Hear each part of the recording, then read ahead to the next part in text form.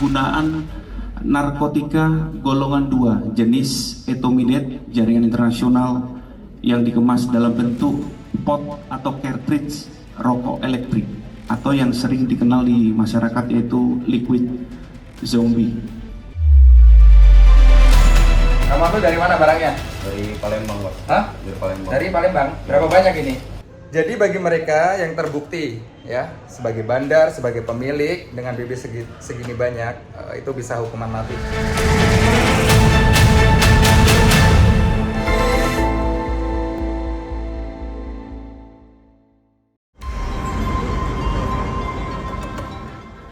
Jadi zombie karena nge-vape.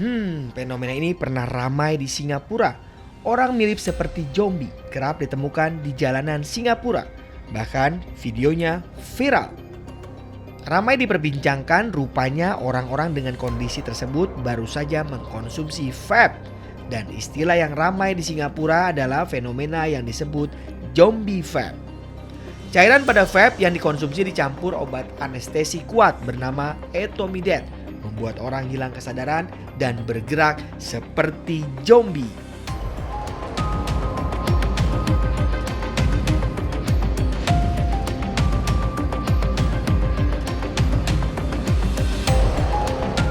Kasus ini sempat marak di Singapura dan beberapa negara lainnya.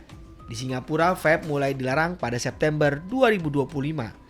Vape kini diberlakukan seperti obat terlarang di Singapura, bukan cuma rokok elektronik biasa. Lalu apa kabar di Indonesia? Gaya hidup nge-vape hal yang biasa dan digandrungi anak muda. Namun ancaman vape zombie mengintai mereka. Baru-baru ini saja ribuan vape zombie siap edar berhasil diamankan Satuan Res Narkoba Polres Pelabuhan Tanjung Priuk. Narkotik semuanya? Keluarin. Ya nggak tahu juga iya Ya udah keluarin. Ya gua nggak tahu. Kau sudah merasakan belum? belum bang. Hah? Enggak. Ya udah keluarin. Udah keluar semuanya. Taruh di meja. Duduk. Keluarin semua taruh meja. Ngapa bro? Penangkapannya berlangsung tegang. 4 tersangka ditangkap. Mereka tak berkutik. Usai diduga menjadi kurir vape zombie yang di Indonesia kini sudah masuk golongan 2 narkotika. Barangmu bukan? Iya, Pak. Hah? Iya, Pak. Dari mana barangnya? Hah? Kamu ambil dari mana barangnya? Dari Palembang, Pak. Hah? Dari Palembang. Dari Palembang. Berapa banyak ini? Ini berapa banyak? 300. Modusnya narkoba yang berbentuk cairan tersebut dikemas rapi dalam bentuk cartridge rokok elektrik vape siap pakai atau dikenal luas sebagai liquid zombie. Ya, pada siang hari ini saya langsung akan menyampaikan konferensi pers tentang pengungkapan tindak pidana penyalahgunaan narkotika golongan 2 jenis etomidate jaringan internasional yang dikemas dalam bentuk pot atau cartridge rokok elektrik atau yang sering dikenal di masyarakat yaitu liquid zombie. Jadi berdasarkan hasil keterangan tersangka yang kami kumpulkan, ini tersangka memang didukung dengan bukti tadi ada paspor dan boarding pass. Jadi yang bersangkutan memang langsung berangkat ke Malaysia untuk bertemu dengan yang kami duga itu adalah yang memerintahkan mereka ini dan pengendali di jaringan di atasnya. Jadi mereka hanya dibayar untuk membawa barang tersebut kepada seseorang yang memang sudah diarahkan, jadi sudah ada yang menjemput. Karena dari pertama pengungkapan yang inisial R tadi, yang bersangkutan sudah mendistribusikan sebanyak 4.000 lebih jenis pot ini di daerah kawasan Jakarta dan sekitarnya. Sama namanya? Kita dulu ya. Sudah normatif. Iya. Namamu siapa? Putra. Dia sini. Ini. Terus mau bawa kemana? Enggak dibawa kemana-mana. Terus di sini memang. 4 tersangka kini harus mempertanggungjawabkan perbuatannya dan barang bukti termasuk 5.428 cartridge vape berisi cairan etomidate atau liquid zombie siap edar diamankan polisi. Seperti apa kasusnya? Tim Booster Investigasi menelusurinya.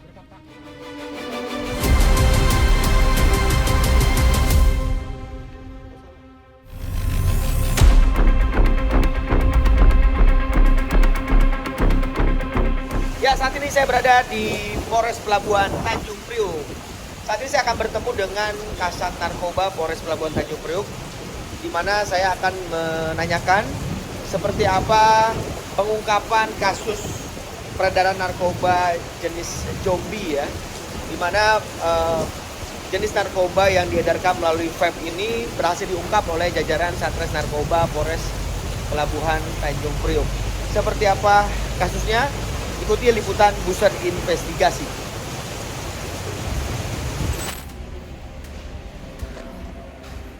Bang, izin mau ketemu Pak Kasat Narkoba. Sudah izin saya ambil gambar. Sudah izin? Udah di WhatsApp udah. Siap.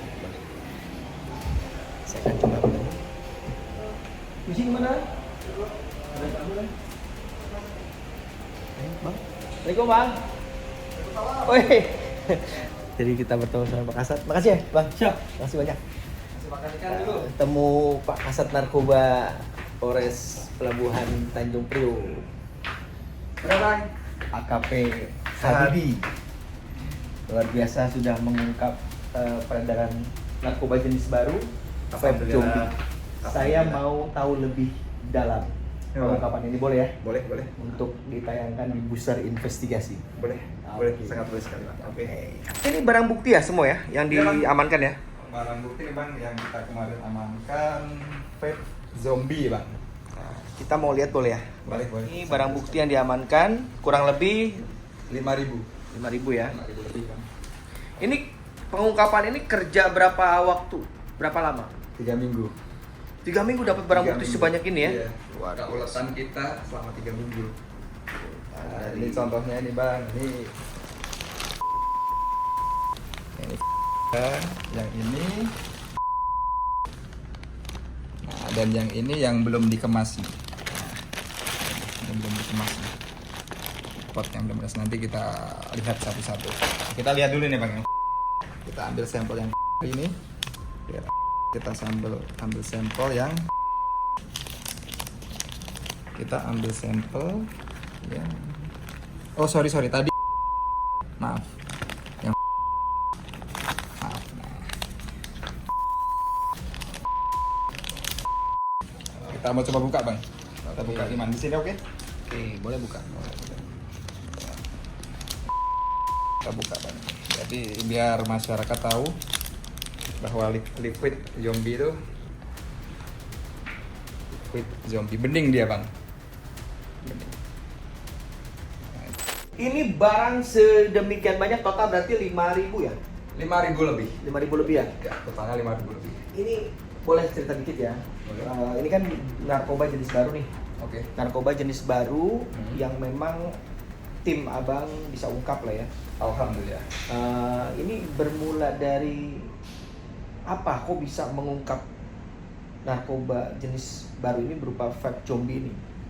Jadi awal mulanya kita dapat laporan dari masyarakat Bang bahwa liquid ini beredar di sekitar Tanjung Priuk ya Bang ya. Setelah itu kita kembangkan, akhirnya kita mendapat satu pelaku Bang, tersangka inisial R itu di Jakarta Barat salah satu hotel Bang.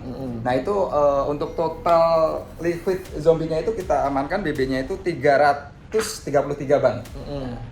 Dari situ kita tidak berhenti sampai situ, kita kembangkan lagi, kita interogasi selama 3 minggu Bang. Kita dapat lagi 3 tersangka Bang, salah satunya berinisial R ya, itu di sekitar Jakarta Selatan Bang, di salah satu apartemen Jakarta Selatan yang sangat fantastis BB-nya Bang, kalau menurut kita dapat sekitar 5.095. Oke. Liquid zombie Bang. Jadi total semuanya Sekitar 5.400-an Bang. dengan berapa tersangka? Dengan 4 tersangka. 4 tersangka.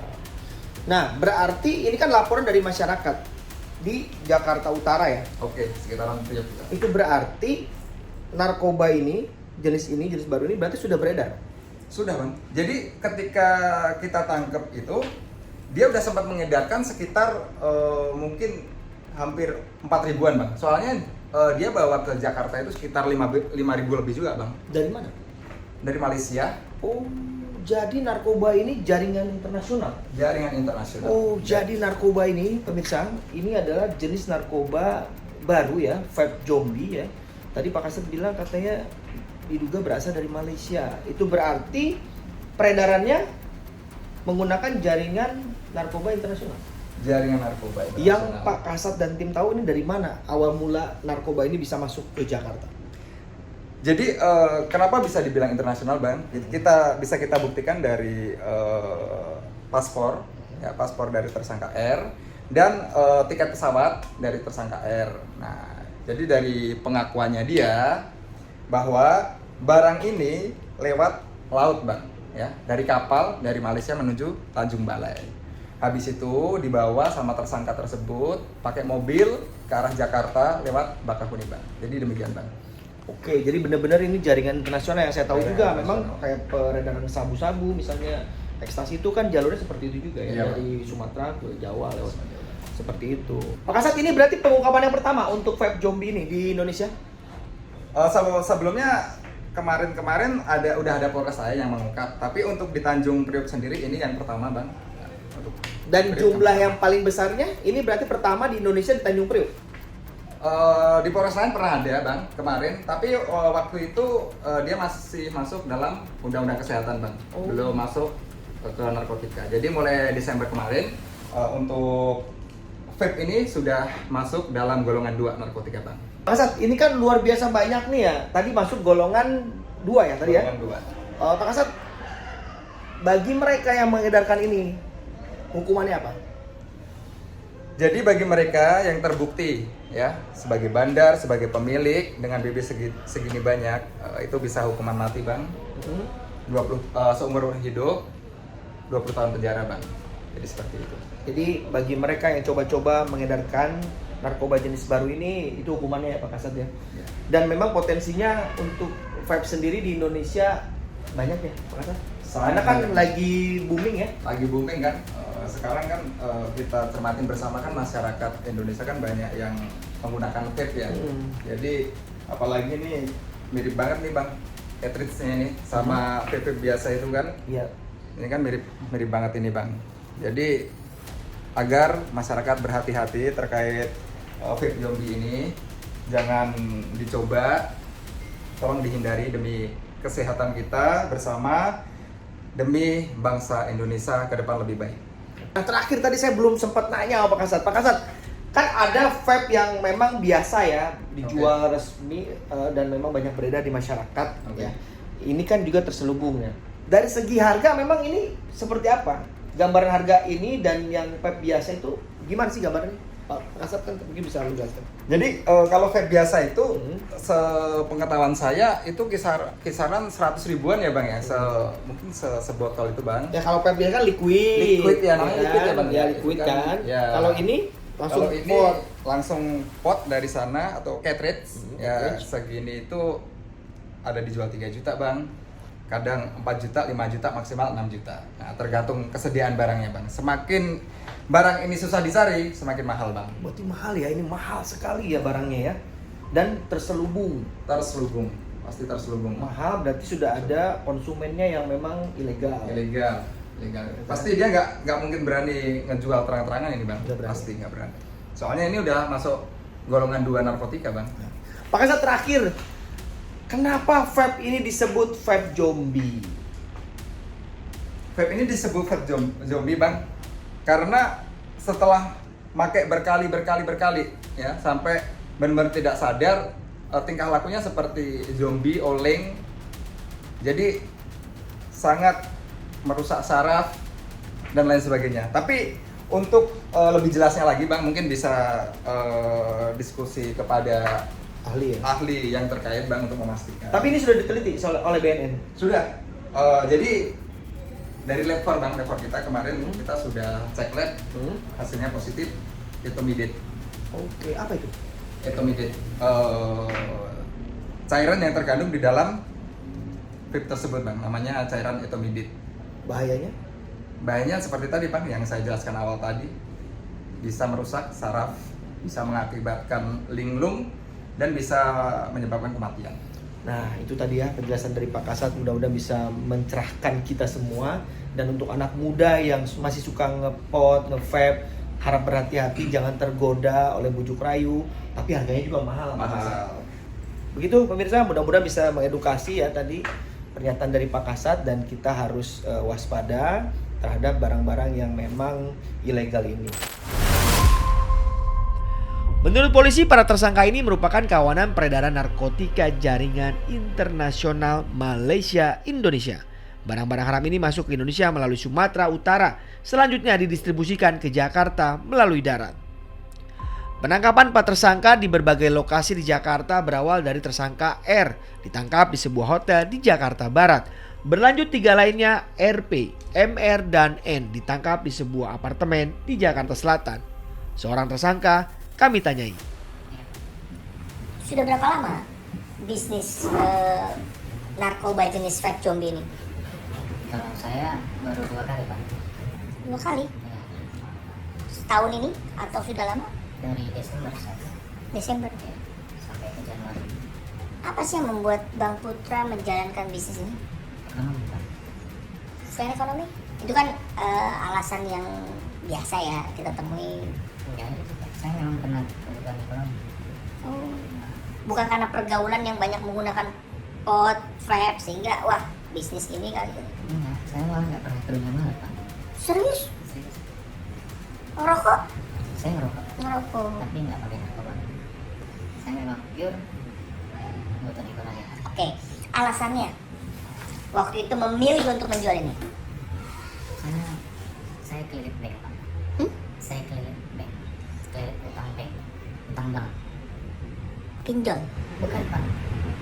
Jadi saya ada pinjaman bank dan saya udah nggak bayar 1 tahun, dan jaminannya kan ke rumah mertua, dan itu harus segera dibayar.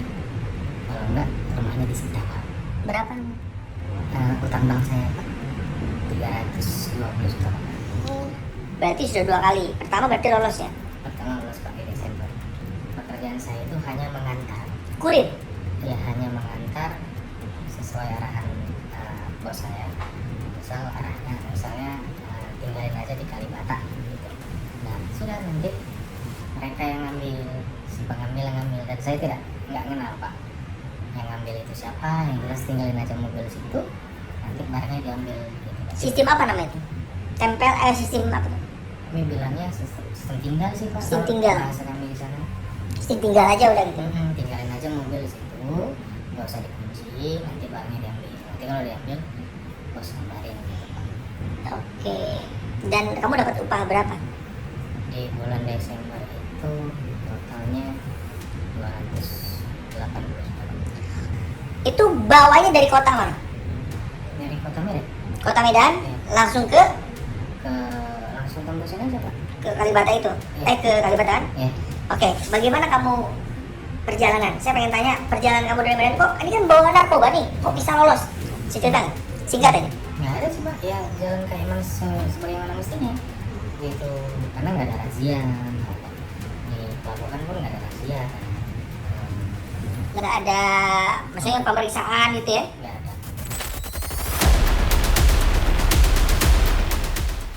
Polisi masih terus mengembangkan kasus peredaran vape zombie ini, termasuk memburu tersangka yang masih buron. Namun di balik penangkapan ini timbul fenomena menarik, narkoba yang beredar di Indonesia kini mulai dimodifikasi dengan kebutuhan pasar anak-anak muda saat ini.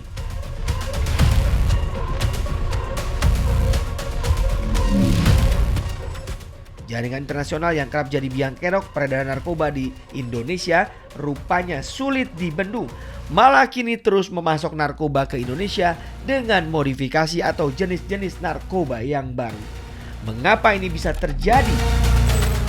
Mengenai modifikasi yang telah ditemukan oleh teman-teman dari Polres Tanjung Priok, itu include menjadi satu dengan vape. Ada bilang vape, ada yang bilang vape. Artinya dengan cara-cara ini maka ini adalah bentuk atau cara-cara dari mafia narkotika yang mengkamuflasekan, menyatukan cara-cara yang sudah publish paling yang disukai oleh publik. Vape ini adalah cara-cara yang paling menyenangkan digunakan oleh publik, baik itu rasa, berbagai macam rasa, buah-buahan, atau liquid-liquid lain dari faktor-faktor kimia seperti yang zombie vape tadi. Berarti confirm ya Pak Slamet bahwa sekarang modifikasi narkoba itu sudah mulai ini ya bergerak ke arah yang jenis-jenis baru ya? Ya, banyak. Kalau Indonesia sudah ditemukan oleh ratusan ada. Catatan terakhir saya tidak mengikuti perkembangan, tapi beberapa tahun yang lalu sudah mencapai ratusan. Dan ada beberapa yang sudah diakomodir oleh undang-undang narkotika menjadi lampiran. Karena lampiran ini kan selalu berkembang. Ya, pengambil kebijakan itu ada di Kementerian Kesehatan. Selamat. Sebelumnya kan sebenarnya vape zombie ini juga belum masuk ke golongan 2 narkoba ya, jenis narkotika ya. Namun kan sekarang sudah masuk ke golongan 2. Sebelumnya kan belum. Masuknya tuh kalau tidak salah ke jenis obat yang dilarang ya. Apakah modus-modus seperti memodifikasi ini dilakukan oleh mafia atau bandar narkoba itu untuk supaya mereka bisa mengakali aturan? Karena kalau mereka mengedarkan sabu udah jelas itu masuk golongan ini. Ganja masuk golongan ini gitu karena apakah seperti itu? Ini akal-akalan dari para mafia narkoba ini? Iya. Seperti yang saya sampaikan tadi, mereka selalu memodifikasi cara-cara, memodifikasi modus operandi lah, cara berbuat, cara berbisnis, cara melakukan kejahatan, selalu. Apalagi ini kimia ya, gampang dimodifikasi. Itu. Oke, Selamat, ada yang menarik juga nih sebenarnya dari kasus terbaru jenis narkoba ini ya, vape zombie ini. Jadi polisi itu mengungkap bahwa peredarannya itu diduga menggunakan atau dilakukan oleh jaringan internasional. Apakah pola-pola jaringan internasional ini yang membuat narkoba itu semakin banyak modifikasinya atau gimana Pak Slamet melihat kasus ini? Iya. Di dalam undang-undang soal peredaran gelap narkotika atau kejahatan narkotika itu masuk sebagai klasifikasi khusus. Kemudian narkotika tidak ada yang tidak berhubungan dengan jaringan internasional. Katakanlah ada narkotika alami ada di Indonesia semacam ganja dan lain sebagainya. Itu juga berhubungan dengan internasional. Bagaimana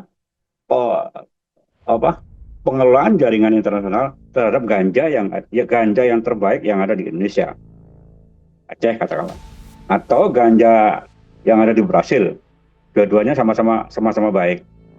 Kemudian diimpor ke arah Indonesia dimasukkan ke arah Indonesia yang narkotik kimiawi tadi itu selalu berhubungan dengan jaringan internasional di luar maupun di dalam, maka menjadi transnational crime. Saya pernah mengikuti konferensi internasional, selalu disampaikan soal jaringan-jaringan internasional itu. Agar kalau misalnya negara lain sedang melakukan tindakan terhadap narkotika jenis tertentu, itu harus ada kerjasama dengan negara yang lain. Diduga akan merembet ke negara yang lain. Misalnya negara tetangga. Saya tidak mau menyebutkan negara yang mana. Ini pasti akan mengarah ke Indonesia. Ya, kita harus siap. Harus ada kerjasama. Jangan sampai begini. Kalau dari konspirasi internasional, bisa juga suatu negara cemburu dengan Indonesia, ya kemudian membiarkan arah narkotik itu ke arah Indonesia. Oh, ini kejahatan yang luar biasa. Jadi kalau ada konspirasi global bisa aja. Pak Slamet, tapi yang membuat saya agak ini Pak Slamet, kenapa ya selalu jaringan internasional ini susah dibendung gitu Pak Slamet? Banyak sekali pengungkapan gitu.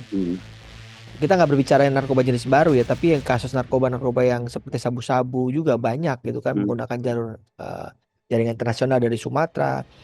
Ini apa evaluasinya Pak Samad terkait ini?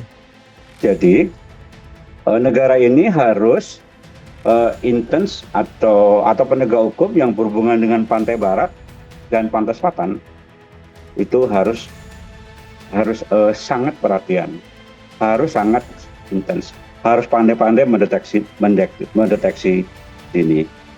Saya menyampaikan ini karena pernah ada di Jakarta Barat, kemudian di daerah Banten dan sekitarnya, Jakarta Barat dan sekitarnya, kemudian Sukabumi bagian selatan dan sekitarnya. Saya sudah pernah tempat itu. Kemudian Sumatera yang mendekati Malaysia, saya tidak menunjuk daerahnya, itu juga di mana di tengah-tengah ada pulau di situ, itu juga sebagai tempat transit.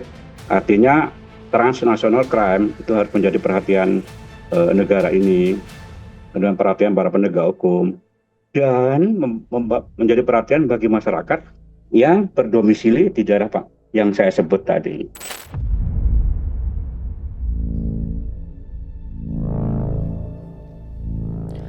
Penegakan hukum terkait peredaran narkoba nampaknya perlu ditingkatkan lagi. Masih mudahnya jaringan narkoba untuk mengedarkan barang haram jadi catatan serius. Apalagi faktanya kini jenis narkoba baru bermunculan dan jadi ancaman generasi bangsa.